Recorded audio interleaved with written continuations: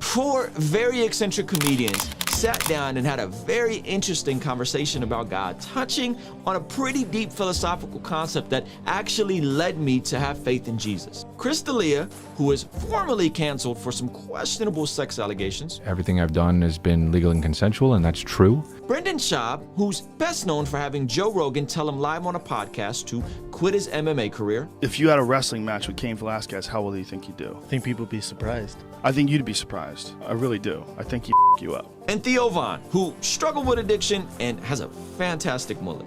And we can't forget Eric Griffin, who I actually know nothing about. So in this video, I'm gonna react to exactly what they said, a common theme that I actually hear from a lot of non-believers, a misrepresentation on how I would define faith, and a very useful philosophical concept that everybody should know and can help you more easily share your faith. Ruslan. This is from their podcast called King and the Sting and the Wing. Bit redundant if you ask me.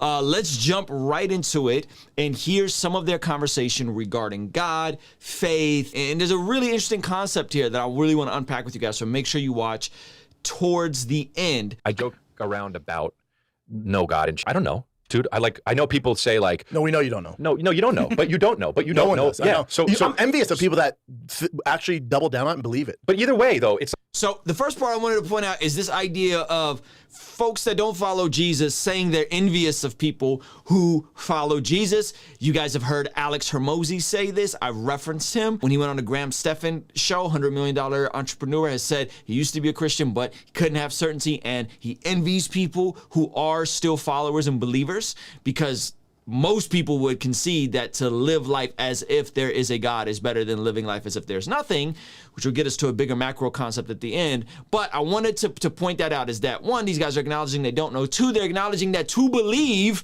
in God is actually better. And watch where this conversation goes.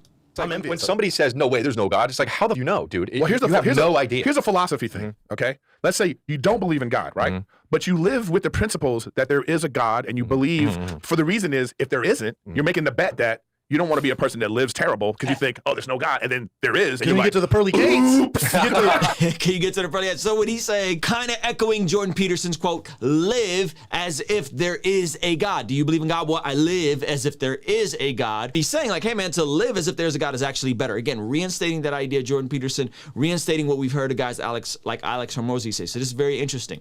You get to the pearly gates, he's like, nah, What are you going to do? You at the pearly gates. Yeah. You're going to come walking up like, oh, there's a God, and he's going to look at the clipboard and be like, hey, this is about how you live. Being It's a good about person. what kind of person you want to be. And that's the principles of that. So it's like fighting over like, if there's something in the sky, that's not the point of it. during the lockdown, during COVID, when we couldn't be around people, that's why suicide went through the roof. Yeah, 100%. By the way, this is a fact. Followers of Jesus actually is the only demographic of people who had their mental health quality go up while the lockdowns were going down. It's interesting, isn't it? That's spirituality. And so human beings sometimes we're just like, we can't think beyond stuff, so we need symbols. Those symbols mean something. That's why religion's there. Yeah, exactly. That thing you named is Pascal's wager. The way they're defining these ideas is with a degree of like certainty or not certainty, as if faith is you either have it or you don't have it. I've said this before on the channel. I think that is an unnecessary false binary, because I believe that faith is more of a confidence spectrum and less of a black and white do or don't have it. So I'm 99% confident, certain that Jesus literally rose from the grave. Furthermore, it's also deducting everything to this idea that if you're a good person and you live as if there's a God, well then that's all that matters. Well, no, there's actually, how are you going to deal with the issue of sin? If you think about it, if you look out into the universe, you would say, hey, man, we live in a pretty jacked up, evil world. There's a lot of shortcomings that people have. And so who's going to deal with the issue of sin? That's where Jesus steps in. Furthermore, they bring up Pascal's wager. Now, if you don't know what Pascal's wager is, it's actually really interesting. There's a philosopher, brilliant thinker named Pascal who came up with this idea. I'm going to show you guys the chart. That's representation that I've seen of Pascal's wager. God exists, you believe. Infinite gain.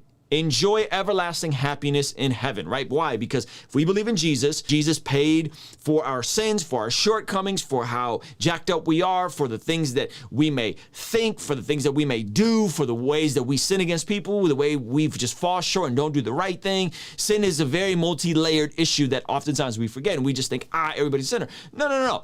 somebody has to deal with this issue of sin, and Christianity is the only religion that offers a pathway and you're going to heaven. Why? Because of faith, not because of works. Okay, that's great news. So God exists. You believe. This is the first box, infinite gain. You believe, I believe Jesus, but God really doesn't exist. It's all made up. It's all a placebo effect. Well, then there's no loss, right? You'll never know even when you were wrong. If God is a completely fabrication that I've made and none of this is real, it's inconsequential to my eternity, is it not? It's inconsequential to any of this stuff because we won't even know when we die. Now, here's the flip side. God exists. You do not believe. There's infinite loss. God is creating a pathway. He sends his son on a rescue mission to redeem humanity, to buy us back from sin, and you reject that? Okay, there's consequences to that, okay? You do not believe, and God does not exist. Well, then we end up in the same place. There's no gain.